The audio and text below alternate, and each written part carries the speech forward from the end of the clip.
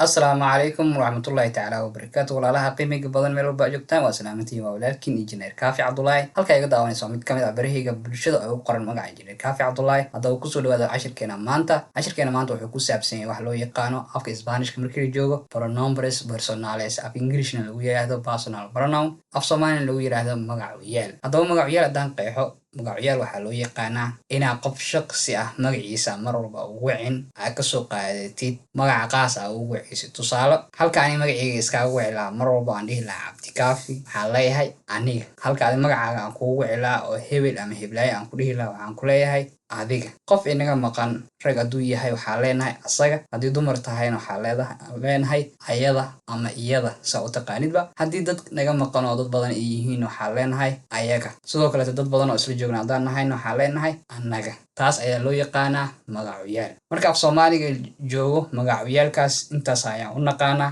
oo ma kala qadqaadno ma dhahno magacuyaalkaas intaana loo isticmaalaa markaan intaa loo isticmaala lama dhaho laakiinse afka isbaanishka markii la joogo waxaa loo qeybayaa ilaa iyo 4 heer oo halkaan noogu qoran yihiin kan koowaad waxaa loogu yaqaanaa pronombres personales sujetos waxaa loo yaqaanaa ja iyo e markay israacdo qe ayaa ugu dhawaaqaysaa sujetos aa leedahay waxaa loo yaqaanaa marka kuwa ficilka sameeyo aniga adiga asaga ayada waxaasoo dhan waa ficil sameeyayaal waay okay keena labaad waxaa loo yaqaanaa pronombres de objeto directo shayga ficilka sida tooska u saameynayo ayaa asagana waxaa loo yaqaanaa pronombres de objeto directo keena saddexaad waxaa loo yaqaanaa pronombres de objeto indirecto labada marka waxay isku yihiin bilcagsi waanu gaari doonaa cashir dhan aan sharxeyno labadooda gooni aan uga dhigi doono waa isla gaari doonaa insha allah ka marka waxaa la dhahaa qofka ama shayga ficilka sida dadban u saameynayo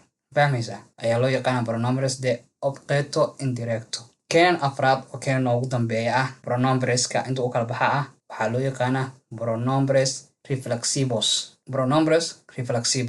waxaa waaye qofka ficilka saameynayo ayuu ku noqonayaa ficilkii asagaa isla sameynaya tusaale oo kaleeto anaa waxaan leeyahay waxaan shaleynayaa tinteeda qofka ficilka sameynaya waa aniga qofkan ficilka ku sameynayan waa isla aniga oo tinteeda ayaa shaleynaya tintan aniga u taalaa sooma ama waxaan leeyahay waxaa iska jaraysaa cidiyahaada oo kaleeto kasoo qaad qofka cidiyaha iska jaraya waa qofka iga soo horjeedo yuu ka jaraya isaga iska jaraya marka ayadana waa gaari doonaa marka keenana ugu horeyaan soo qaadinayna oo loo yaqaano pronombres personales sujetos ayaa soo qaadinaynaa oo ah kuwa ficilka sameeya marka waxaan u kala qaadanaynaa marka 3 heerood oo kala qaadanaynaa heer walbana waxaan u kala qaadanaynaa 2 nooc heerka koowaad waxaa loo yaqaanaa primera persona ayada marka waxaa loo kala qaadayaa singular iyo plural singular waa wax keli ah shay hal qof oo kaleeto ama hal wax ah ayaa singular loo yaqaanaa pluralna waa wax badan markay yihiin ama jamca loo yaqaan okay primera persona waa qofka shaqsiga iska hadlaayo ama dadka ugu horeeya ayaga iska hadlaayana loo yaqaanaa kaas hadaa ugu soo hormarno singular markii uu leeyahay waa aniga ana hal shaqsi ahay anaa iska hadlaay waxaa loo yaqaanaa jo afka isbaanishka af soomaaligana waxaa loo yaqaanaa ama waxaa loo yiraahdaa aniga okay plural markaan nahay aniga markaan plural noqono oo dad ila joogaan waxaa noqonaynaa nosotros annaga marka nosotros waa 2 nosotros iyo nosotras anakoo rag ah ama rag iyo dumar hadda isku jirno nosotros waa dhihi karnaa okay ama dumar keligood ayaga iska hadlaayaan waxay leeyihiin nosotras marka kuliyo taas kuma laawanayo hore ayaan ugu soo hadalnay taas marka waxaa loo yaqaanaa primera persona waxaa u imaanaynaa marka tusaale oo kaleeto tusaalaha halkan noogu qoran waxaa waaye yo estudio español aniga waxaan bartaa spanish yo ayaan tusaale ugu soo qaadanay nosotros anaga hadda tusaale kasoo qaadan waxaan leenahay nosotros vivimos in barcelona ka tegay cafwan hal igu qaato laakiinse waa dareemi kartaa aadaas kaaga darso nosotros vivimos in barcelona anaga waxaan ku noolnahay barcelona waa tusaalihi aan ka bixinaynay primera persona aan u imaano marka segunda persona okay ayadana marka singular iyo plural loo kala qaadaya segunda persona marka waxaa waaye waa qofka aad la hadlaysid qofkaa soo horjeedo aad la hadlaysid ayaa waxaa waaye segunda persona marka qofkaa soo horjeedo marka wuxuu noqonaya hadduu markuu keli uu yahay wuxuu noqonayaa waa qof aad leedahay adiga marka adiga maxaa Spanish lagu yiraahdaa waxaa lagu yiraahdaa tú sidoo kale tan waxaa lagu yiraahdaa ustaad. qof ay ixtiraamaysid ama qof weyn ha ahaado ama macalinkaaga ha ahaado ama mudanahaaga ha ahaado ayaa waxaa leedahay ustaad. sidoo kale tan tu waa adiga, ustaadna waa adiga. marka jamac hadii laga dhigo waxay noqonaysaa adinka ay noqonaysaa ama idinka, soo u taqaanid adinka iyo idinka. af Soomaaliga waa lagu kala duwan yahay. marka la leeyahay marka idinka leedahay waxaa leedahay vosotros. meeshaas awalka hore inaa ka dhigay laakiin waa v, waxaa leedahay vosotros. waa markay rag yihiin. markay dumar yihiin waxaa leedahay vosotras. haddaan vosotros dib ugu laabto waxaa la hadlaysa haddii yihiin rag iyo dumar isku jira haddii yihiin waxaa adeegsanaysaa vosotros.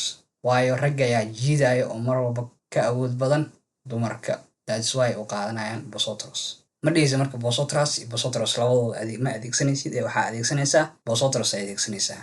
iyo ustedes adinka dadaa ixtiraamaysid sida hore usoo sheegay sida ustaad oo kaleeto. asagoo jamacana waxaa leedahay ustedes idinka ama adinka saa u taqaanidba.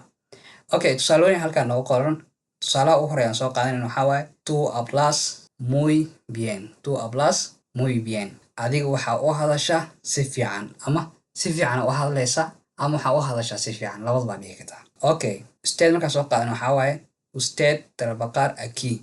adiga waxaa ka shaqaysaa halkaan. ustaad waa adiga, trabaja waxaa waaye ka shaqayn, akiina waa halkaan. adiga waxaa ka shaqaysaa halkaan. tú trabajar aquí. ustaad aa ka wada cafan, ustaad trabaja aquí. adiga waxaa ka shaqaysaa halkaan. tuuna waa u adeegsan kartaa, wax dhibaato ma jirto.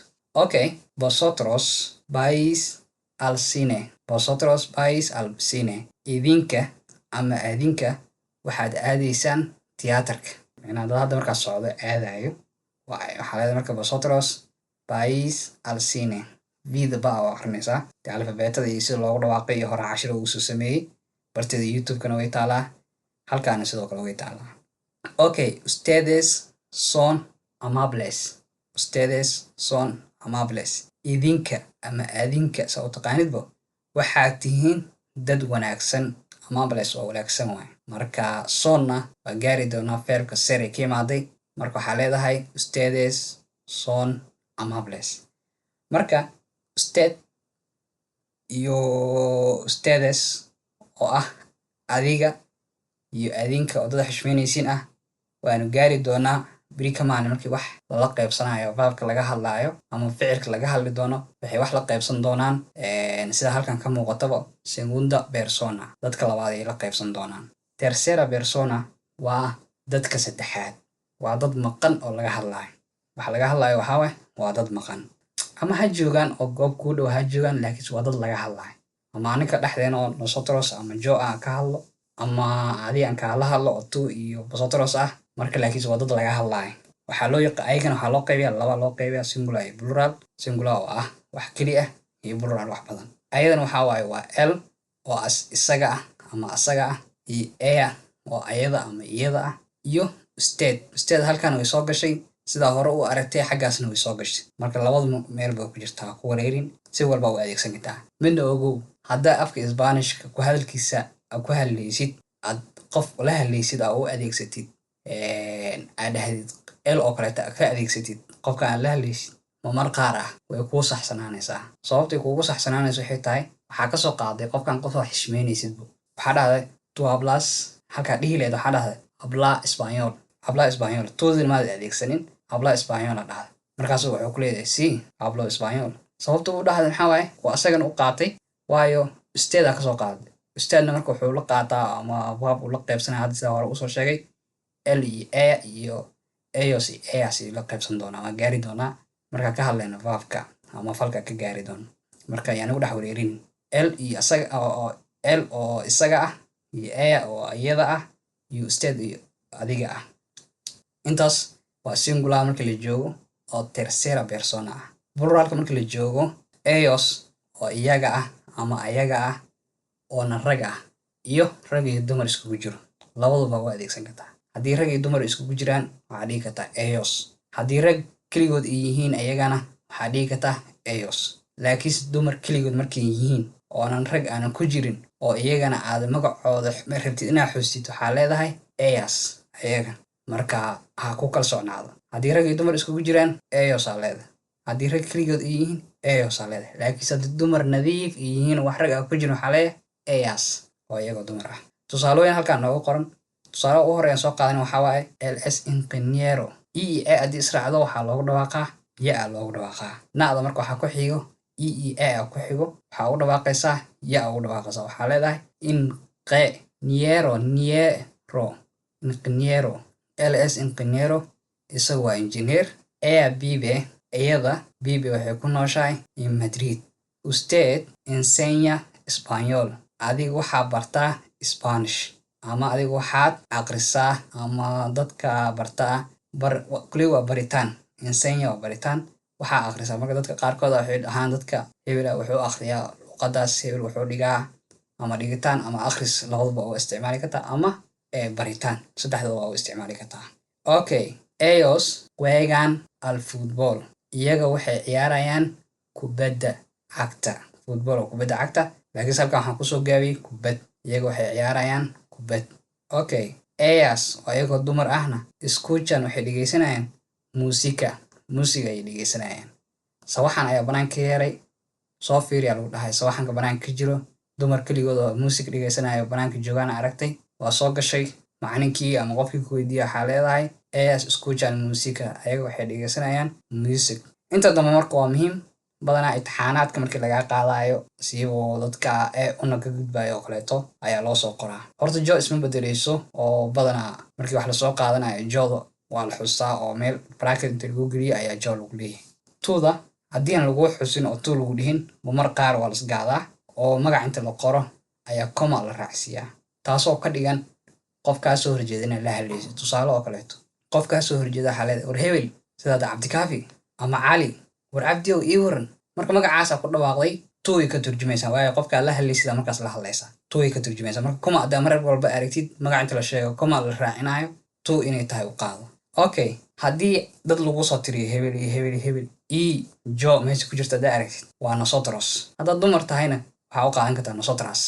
magared hebel iyo hebel iyo hebel iyo heblaaye haddaa aragtid ama dumar aa lasoo tiriyey waa heblaaye iyo aniga adigna heblaaye aate oo dumar aate hadhow nosotras aa isticmaalaysaa.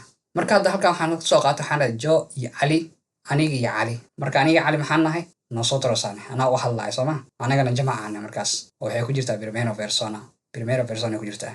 okay mi padre aabahey marka qof halkan joogma ama qofaan ka hadlay aabahey markaan leeyahay marka waxaa waaye el waaye waa asaga. hadhow marka waxaa laga yaabaa mi padre dhaash in lagu dhaha laga yaabaa. halkaas marka waxaa ogaanaysaa haddii baab aa isticmaalaysid ama verb aa isticmaalaysid ama fal aa isticmaalaysid inaad kasoo qaadid l dee l e ana waxaa waaye iyo ustaadna waxay qaadanayaan hadhowdi midkood aa siisid magaratid. okay mi madre hooyadii waa ka hadlaysa waa qof maqan oo ka hadlaysid hooyadaa waaye. ayadana waa so hadda u sheegay horeba l iyo ustaad faafka isku waxay qaataan. hadda tarabaaqo marka tarabaqaar laga hadlayo kaleeto jo waxay qaadanaysaa tarabaaqo tu waxay qaadanaysaa tarabaqaas. l iyo ustaadna wuxuu qaadanaya tarabaaqa marka hadhow tarabaaqa may soo qoraysaa. okay milka halka kaleeto oo ah mis hermanos walaaladii waa jamac. halkan iska fiiri mis hermanos walaaladii waa ellos oo ayaga. mis hermanas walaalayaashii oo gabdumar ahna waxaa leedahay ayagana halkaas coma a gelinaysaa kulliga hadda kuma qarin ayagana waxaa leedahay ellas. marka hal tusaale usoo qaatay mis hermanos haddaa aragtid ellos waaye mis hermanas haddaa aragtidna ellas u qaado. marka waa saas mis hermanos waa ellos. okay tu adiga iyo xaliima adiga iyo xaliimo yaa la hadlaya dad iga soo horjeedo. marka tuudii ay u qaadaayo xaliimada iyo asaga markaas ku qabto waxay noqonayaan adinka ay noqonaysaa ama idinka saa u taqaanid oo dhow marka waxay noqonaysaa vosotros. marka waxaa la hadlaysa haddii rag iyo dumar isku jiraan oo dad badan ay yihiin waxaa badanaa aa siinaysaa ragga libintaa siinaysaa waxaa leedahay vosotros. hadda meeshan tu qof aad la hadlaysid hadduu qofka uu yahay nin rag ah iyo qof dumar ah waxaa siinaysaa magaca vosotros aa siinaysaa. laakiin haddii labadoo dumar ay yihiin waxaa siinaysaa magaca vosotras.